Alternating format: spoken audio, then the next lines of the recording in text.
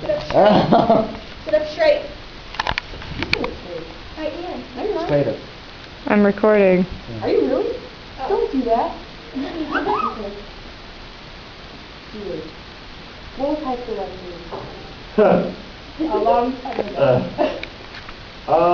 Well, back in the 90s, the 1890s,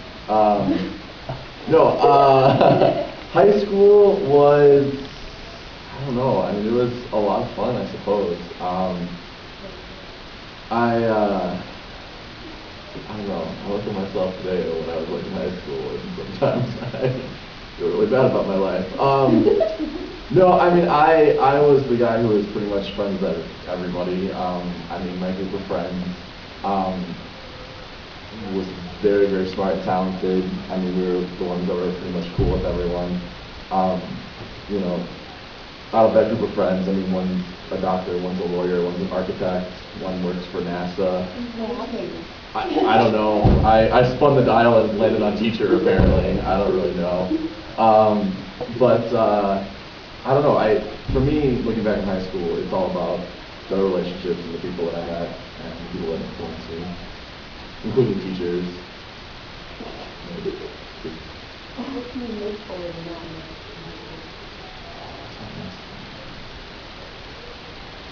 that? Playing sports is a big one.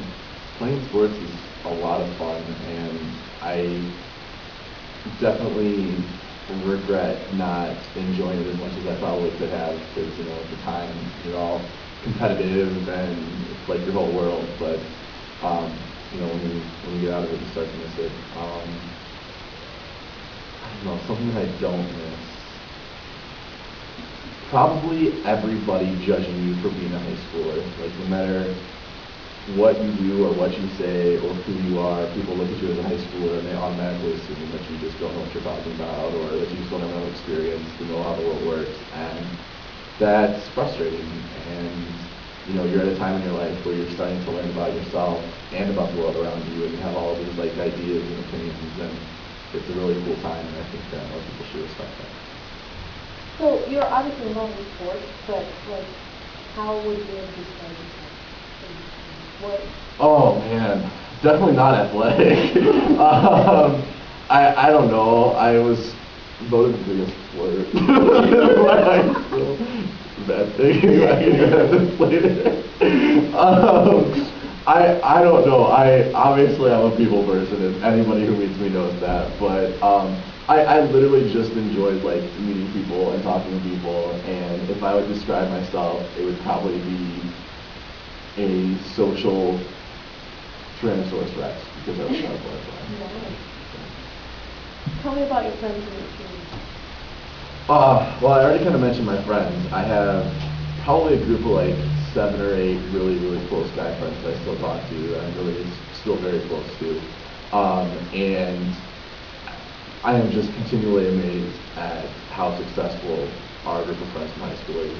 I mean, you know, people will say things, and you always like hope that, you know, good things will happen and that, you know, you'll turn into something and you'll make something for your life. But just the fact that all of my friends are able to do that, and ironically enough, and I would have never said this at the time, but I actually think it's because of our parents. My friends and I have incredibly strong families, and it doesn't mean that they're all like still together, or that, you know, they don't have like issues like every other family does, but most of them still live back where we grew up, and just that connection is pretty incredible. So I don't know, that's what I kind of think very highly of. My high school teachers.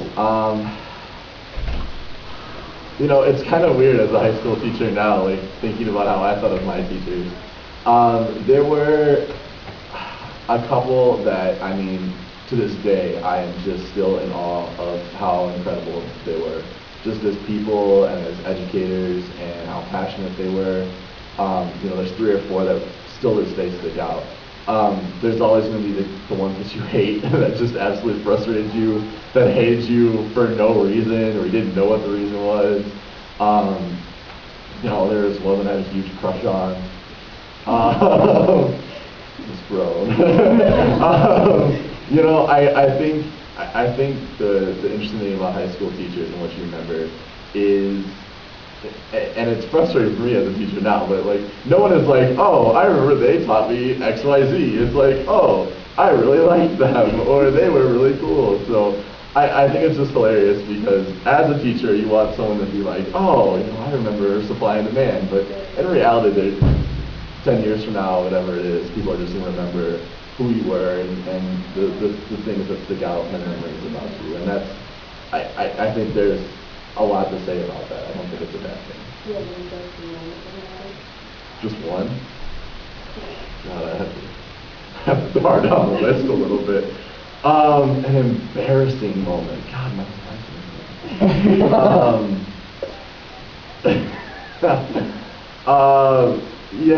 I would have to say I was probably one of the biggest dorks my freshman year. And one of my really good friends always makes fun of me because the first day of high school, he absolutely hated me because I came in chewing gum like this, and I was wearing these like wind athletic pants, and if you know me, I shake my legs constantly. So this poor kid is sitting next to me, and I'm chewing gum just like with this, as like my legs are like going back and forth. And he's like, you know what? After the first day, I never thought I would be able to be friends with you, but then we became like best friends, so that was pretty cool. But yeah, I mean, I could go on for days about the embarrassing. So were you like successful in high school? Did you win any awards? Successful in high school. I mean, I got into college, so I mean, I guess that's successful. My parents at least was.